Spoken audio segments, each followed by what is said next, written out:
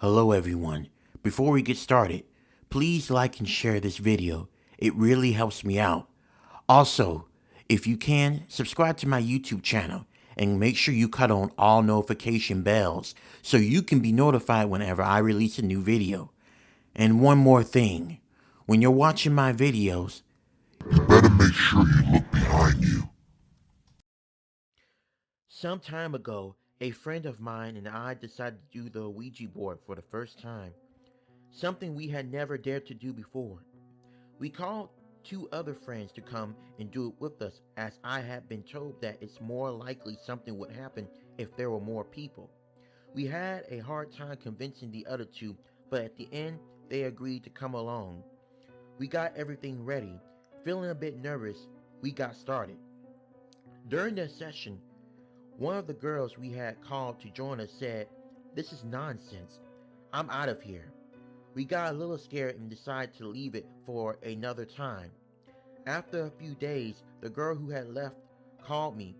Beside herself, she said that as she was passing a deer-lit house near her home on the way back from the local library, a little girl dressed in white had asked to play with her.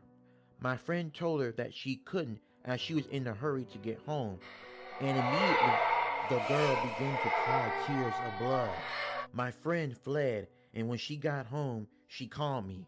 At first, I thought she was pulling my leg, but something told me that was not the case. I began to think the day we had done the Ouija board and how abrupt my friend had been when she got up to leave. I didn't give it much more thought and went to bed. The next day, my friend called me because she was going to be home studying, and as she was scared, she asked me to keep her company. I took a bus over to her house and we settled down with our books. After a while, we had heard a screeching noise behind us. We both looked up and we were horrified to find that girl she had described to me while sitting on my friend's bed. We screamed and we ran out of the room. When we got to the front door, I noticed that my friend was not there, but I was so terrified I couldn't make myself wait for her. Shortly after, the police called my house to tell me that my friend had died from an asthma attack. She had been found on the stairs of her house with a terrified expression on her face. For several months after, I was in treatment. I am now recovering, but the other day, a note appeared on my mailbox written in a little girl's hand that read, "Your friend died because she wouldn't play with me, so I have a new doll."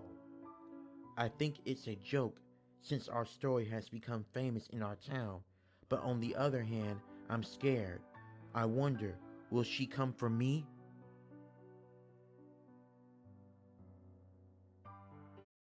I'm writing this on Reddit because I know that if I post this anywhere else, like on X, Instagram, or TikTok, they're going to delete it.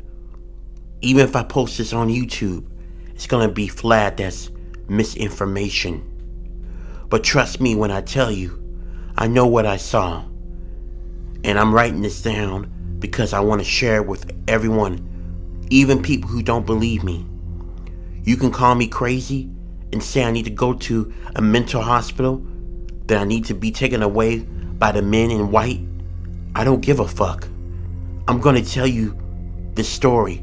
I'm going to tell you my experience of what I saw in that mall that day. This happened on New Year's Eve of 2023. I was at the mall shopping, doing a little shopping spree for myself because it was my birthday as well.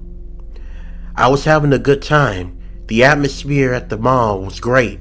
That was until, out of nowhere, I started to hear a bunch of screaming and then followed by running footsteps running in my direction. I was taken aback. I was really confused, wondering what was going on. Why was everyone screaming?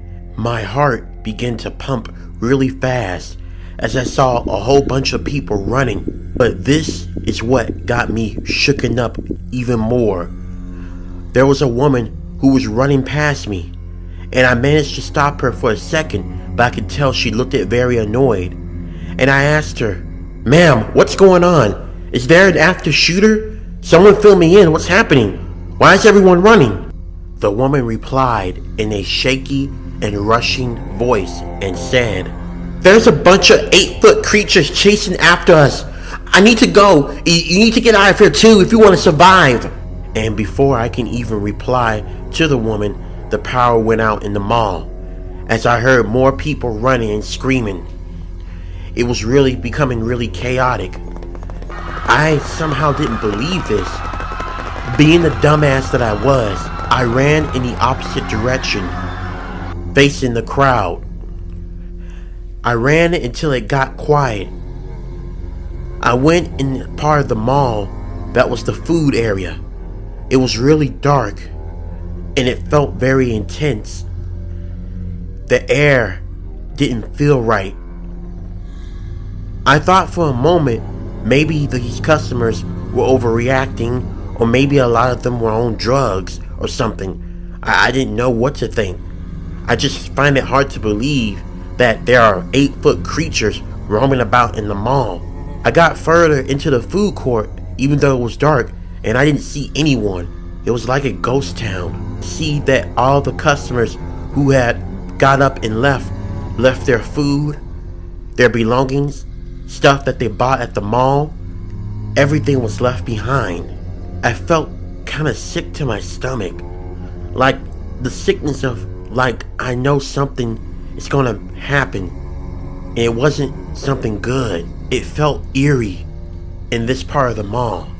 I could still hear a bunch of people screaming, leaving the mall, but the screams and the yells and the footsteps began to dwindle down. Eventually, the mall grew very eerily silent. It was very uncomfortable, and I started to feel this dread in my stomach. Apparently, looking at everything these customers left behind, like valuables and purses, food, tablets and iPads and iPhones.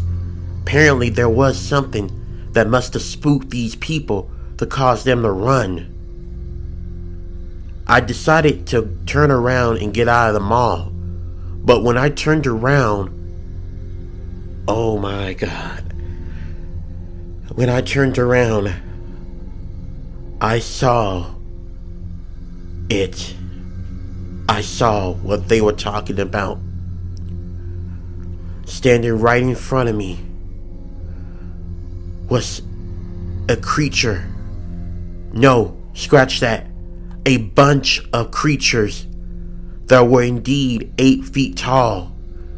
They were black all over. They had sharp teeth, but they had no eyes. I could tell they were drooling, and I can hear them making weird sounds. It didn't even feel real. Chills began to develop all over my body. I couldn't even believe this was happening.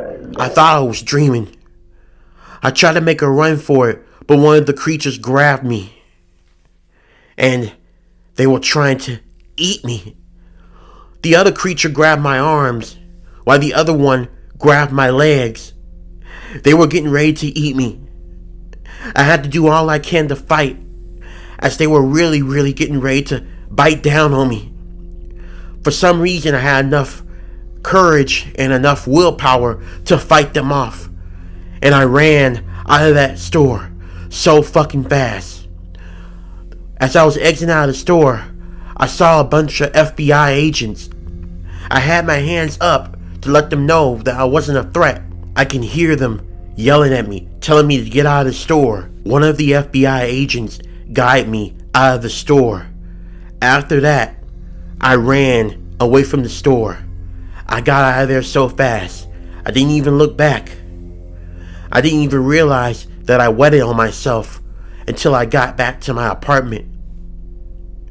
I don't know what the fuck I saw, but I can tell you right now, those were not human beings or any creature that walks among the earth. The next day, after this happened, strangely, the news media never reported on it. But when they did, they came up with this bullshit lie, claiming that hundreds of cops were called because 50 teens were fighting with sticks. But I can assure you, that's not true. They're covering this up. They're trying to keep the truth from you and from me.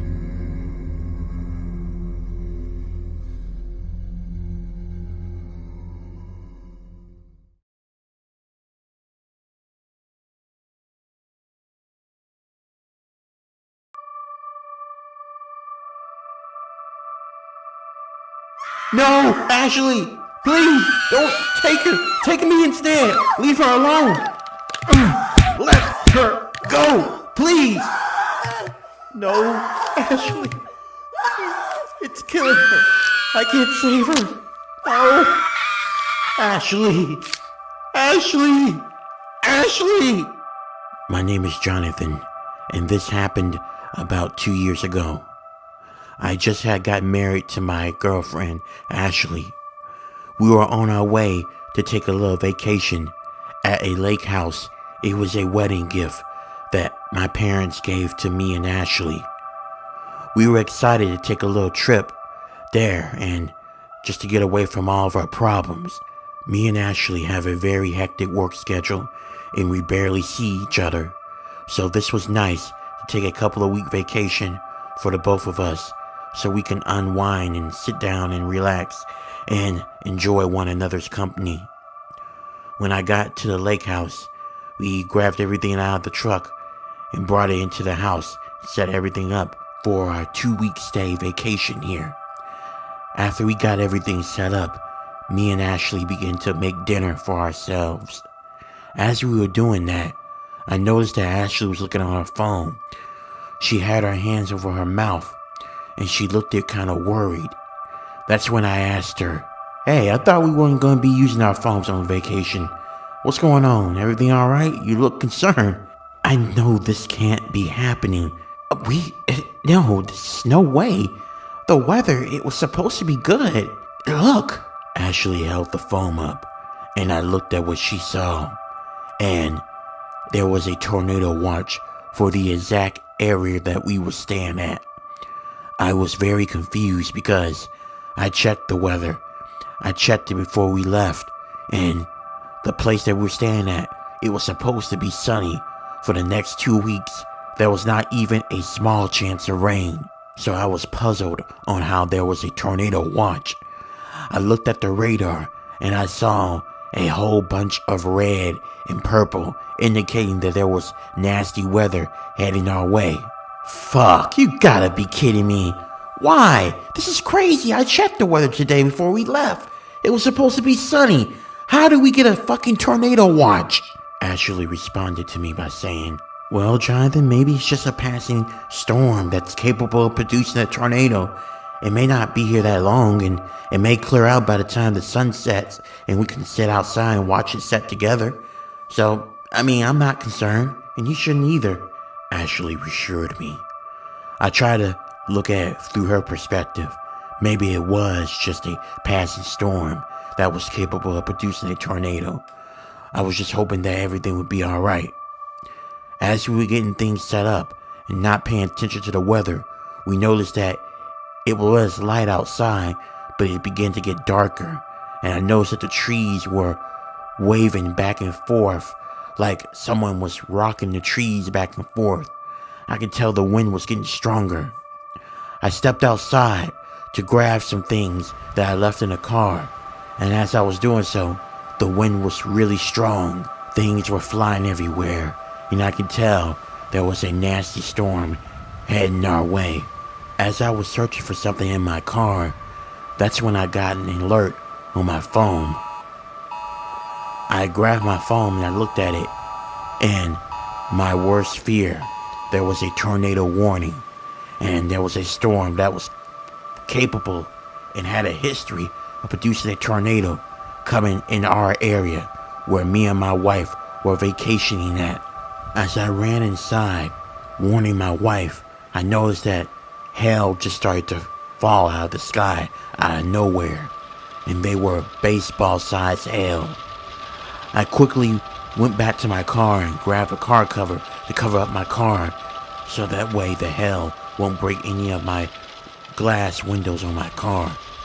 After I got done with that, I went back inside and I told my wife about what happened and what we need to do. Ashley, we need to take shelter right now. I think there's a tornado nearby.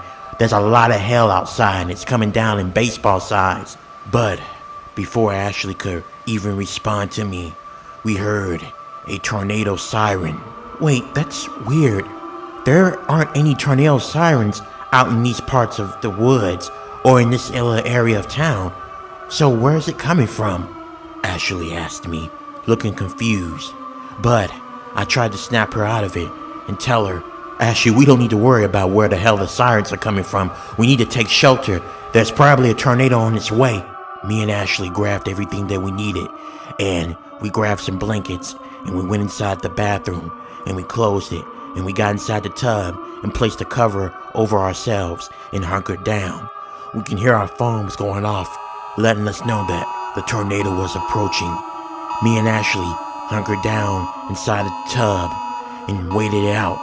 We can hear the hell beginning to slowly fade away as it wasn't intense as it was before. We sat there for a while, but we didn't hear anything. There was no wind, and nothing happened. There wasn't even any destruction in the house. We waited for about another 15 minutes before we thought that maybe it was safe. Oh, that's strange. Did we get a tornado? It didn't seem like we got one. Maybe it gotten weaker by the time it hit our area. Or maybe the tornado dissipated. Or maybe the storm gotten weaker. I don't know. I mean, that's not really a bad thing. That's really good. I said to Ashley, maybe we should check out the damages and see if there's any. Me and Ashley got out of the bathroom. We looked around the house. There was not even a single hole in the wall or any type of destruction. We went outside and we did not see any trees down or anything that indicated that there was a tornado that came past here. We were very lucky. Me and Ashley were about to celebrate when Ashley screamed. As she was screaming, she was pointing at something. I looked in Ashley's direction, but I didn't see what she was seeing. And then I heard a siren. It was a tornado siren, but this time it felt more louder and more close, like the siren sound or the alarm was just inches away from me. Ashley, what are you yelling at? What's going on? Talk to me. I don't see anything. Jonathan, you don't see it? It's right there. What is that? Ashley began to run in the opposite direction. I chased after her, calling out to her. Ashley, where are you going? Ashley, what are you doing? Hey, come back. I was chasing after Ashley, and that's when I saw something large moving in the woods behind the tree. At first, it looked like sirens, a pole that hold 2 megaphones. But then, I didn't think nothing like that would be out in the middle of the woods like that. But then, I saw it move, and my blood ran cold. Ashley looked shocked as well, and we both looked at what we saw. We couldn't even believe our eyes, as a creature who had 2 megaphones and a pole for a head, but its body, it looked like limbs from a tree branch or a bark of a tree. It had a horrific smell that smelled like rotting meat. It was so strong, I thought I was gonna vomit.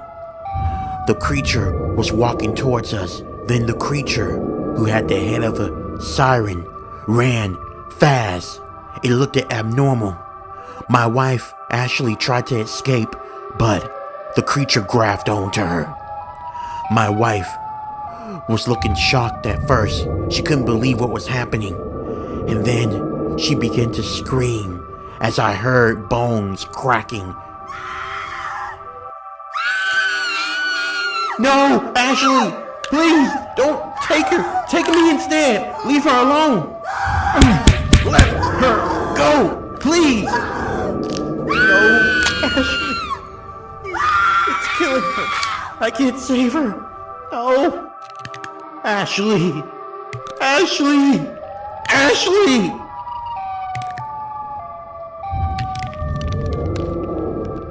I tried to go over there and fight that creature to save my wife.